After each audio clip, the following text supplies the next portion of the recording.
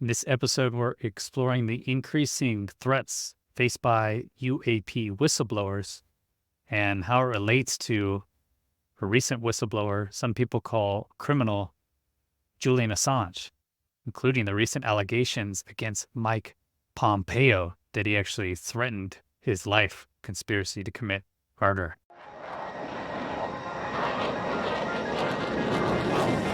Chris Lehto, welcome to LehtoFiles. Julian Assange is the controversial founder of WikiLeaks, and he's been at the center of a global debate on transparency and press freedom. To many, he's a criminal who gave away classified information, and to many others, he's actually a hero, publisher, journalist. Recently, Assange made headlines again as he flew to Saipan to face U.S. charges. However, in a surprising turn of events, he's now in Australia, a free man. This is the post from WikiLeaks, June 25th, 2024. Julian Assange is free. He left Belmarsh Maximum Security Prison on the morning of 24 June after having spent 1,901 days there. Sounds like in really terrible conditions. He was granted bail by the High Court in London and was released at Stansted Airport during the afternoon, where he boarded a plane and departed the UK. This is the result of a global campaign that spanned grassroots organizers, press freedom campaigners, legislators, and leaders from across the political spectrum, all the way to the United Nations. This created the space for a long period of negotiations with the U.S. Department of Justice, leading to a deal that has not yet been formally finalized. We will provide more information as soon as possible. After more than 5 years in a 2x3-meter cell, isolated 23 hours a day, he will soon reunite with his wife Stella Assange and their children, who have only known their father from behind bars. Assange has faced numerous legal challenges since WikiLeaks released thousands of classified U.S. documents, revealing government misconduct and sparking worldwide debates on secrecy and accountability. Among the most controversial releases was this one called the Collateral Murder video. You can see here, it's obviously a camera.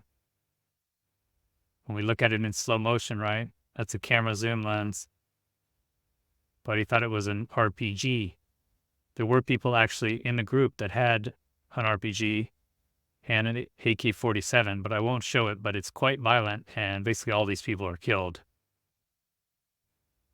WikiLeaks did release this. They didn't point to the AK-47 and the RPG, so there were men around here that had weapons. And so the Reuters journalists, 2 of them were killed in this incident, as well as their children were injured, or among people with weapons. So, it's controversial. Heat of the moment, war is not a good thing, and there is collateral damage. So this was one of the famous releases. It was an Apache strike and released by Chelsea Manning. Remember this? He actually leaked the videos at Intel analyst, as well as hundreds of thousands of other government documents.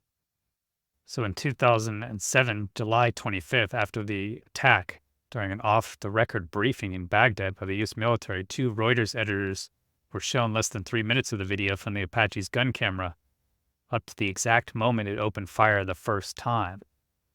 The editors asked to see the remaining footage so Reuters could check whether it had been edited or manipulated. Their request was denied. They were told to use a U.S. Freedom of Information Act request. So Reuters requested a copy of the full video under FOIA, right, which we hear a lot for UAP information, on that same day. In a personal statement during her court-martial, Chelsea Manning stated that the military had access to the video and was actively examining it. It had told Reuters in response to the FOIA request that the information might no longer exist. The Pentagon eventually blocked the FOIA request despite several follow-up requests by Reuters. So I think related to UAPs, this just highlights that FOIA doesn't work. Obviously, they can just say, no, that information might no longer exist. The DoD basically said that no F-18 footage of any UAPs will be released through a FOIA request. So the Pentagon can basically just block any FOIA request. And that's despite Reuters asking for it and the video known to be saved, right? Also released were Afghan war logs, over 75,000 documents detailing the war in Afghanistan, providing an unvarnished look at the conflict. Nearly 400,000 documents detailing the Iraq War from 2004 to 2009, again exposing stark realities of the war. And a collection of over 250,000 diplomatic cables from U.S. embassies around the world, revealing confidential communications and assessments. So all these releases exposed various government actions and misconduct, leading to significant backlash from the U.S. government. They were extremely pissed. And they charged Assange with multiple counts under the Espionage Act, alleging his actions endangered national security. The charges against Assange are remarkable for several reasons. He was charged under the Espionage Act of 1917, which is notable because it is rare for this act to be used against someone who is not a government employee. Charges relate to the unauthorized obtaining and dissemination of national defense information. So people argue he was just a publisher. Also, this case marks one of the most significant uses of the Espionage Act in recent history. It raises critical questions about press freedom, boundaries of journalism, particularly in the digital age. Is he a publisher or is he a spy? Numerous organizations, including the ACLU and Reporters Without Borders, have expressed concern that these charges threaten press freedom and could deter investigative journalism. While Assange's saga unfolds, another group of whistleblowers is facing significant threats, those involved with the unidentified aerial phenomena, or UAPs.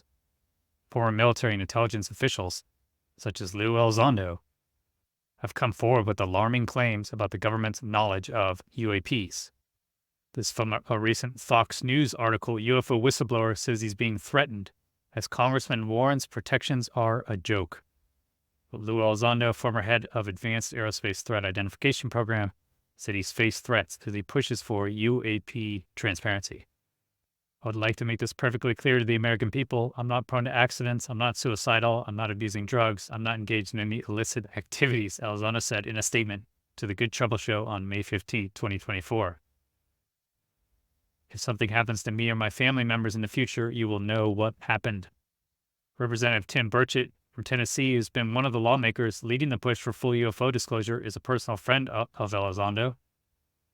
There is whistleblower protection, but it's a joke, and we know it's a joke, Burchett told Fox News Digital. And this is reported from the Military Times, of all things. UFO whistleblower claims he's under threat for revealing secret ops. This is from July 26, 2023. I was there when he said this, but he said, I've suffered retaliation for my decision, but I'm hopeful that my actions will ultimately lead to a positive outcome of increased transparency, Air Force Major David Grush told the House Oversight Committee. He told Congress that top government officials have hidden a top-secret program to find and study alien UFOs, and that he fears for his life for choosing to speak out. His argument is that parts of our government are more aware about UAPs than they let on, Graves said. Excessive classification processes keep crucial information hidden. His revelations have led to congressional hearings and the establishment of official bodies tasked with investigating UAPs.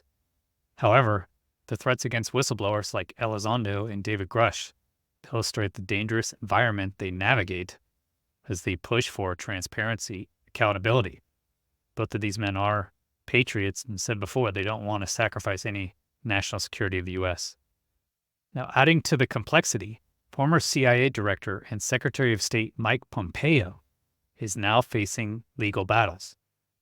Pompeo was recently served with a lawsuit alleging a conspiracy to commit murder and illegal surveillance of Assange and his visitors at the Ecuadorian embassy. These allegations stem from reports that during Pompeo's tenure at the CIA, there were discussions about kidnapping or assassinating Julian Assange. These discussions reportedly took place after WikiLeaks published the Vault 7 documents. The Vault 7 documents revealed CIA hacking tools and techniques. Apparently, Pompeo was very upset about this, talked about if they could possibly poison him. So Tucker Carlson claims former CIA director plotted to assassinate Julian Assange and withheld JFK files. Spoke to someone who'd seen the documents, 2 years ago, and I got one fact out of him, which is, yes, the CIA was involved. And by CIA is a huge organization, but James Jesus Angleton, the head of the operations directorate had knowledge of this, which I think is well known. But that's the view of someone who saw the documents. So I thought that was news. So I went on TV and said that. The next day, I'll never forget it, I went quail hunting, and I was driving back, and I got a phone call from Mike Pompeo's lawyer. Mike Pompeo was the Secretary of State, but before then, he was the director of the CIA. And in that position, he plotted the murder of Julian Assange. So he is a criminal as far as I'm concerned. But his lawyer called me and said, you should know that anyone who tells you the contents of classified documents has committed a crime. He's threatening me. It was in my car. And I said, are you really saying that to reveal that the U.S. government had a role in the murder of a democratically elected president, to say that out loud, that's the crime? What about the actual crime, which is murdering a president? Like, you're covering up for that, Mike Pompeo. What did he say then? He had no response at all. The lawsuit against Pompeo raises serious questions. The lengths to which government officials might go to silence whistleblowers and protect classified information. This underscores the broader issue of the dangerous climate for those who dare to reveal uncomfortable truths, if you will. So he was the director of the CIA. There he is. According to witnesses, again, he hasn't gone to trial, so I don't know. Don't come and sue me. According to witnesses, he said that, is there any way they can actually kill Julian Assange, poison him, or some other way? And as Tucker Carlson said, supposedly also withholding JFK files in the assassination of JFK. And he was just caught, right? What if he wasn't caught? Imagine if the CIA director was concerned about something much more material, such as an actual UAP program. What do you think lengths they would go to if this was just releasing hacking tools that the CIA uses? Assange's wife said of Mike Pompeo, he's a dangerous individual. The CIA is a rogue organization that everyone on every level of U.S. politics is terrified of. They are trained to assassinate, to fabricate information, and place it in the media and conduct propaganda warfare and to overthrow governments and so on. What would they do to keep UAP information secret? We know they've had programs in the past.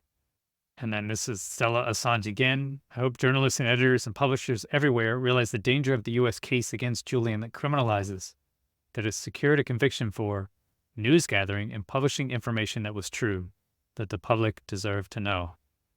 Assange's unexpected return to Australia, the ongoing threats against UAP whistleblowers, and the legal challenges facing Pompeo highlight the complex and often dangerous relationship between government secrecy and public transparency. These stories remind us of the critical role whistleblowers play in our society and the powerful forces they are going up against. Thank you for watching. Please hit the like button. It really helps, and it's free. Consider subscribing to get future notifications of when I release videos. And you might like this video recommended by YouTube just for you.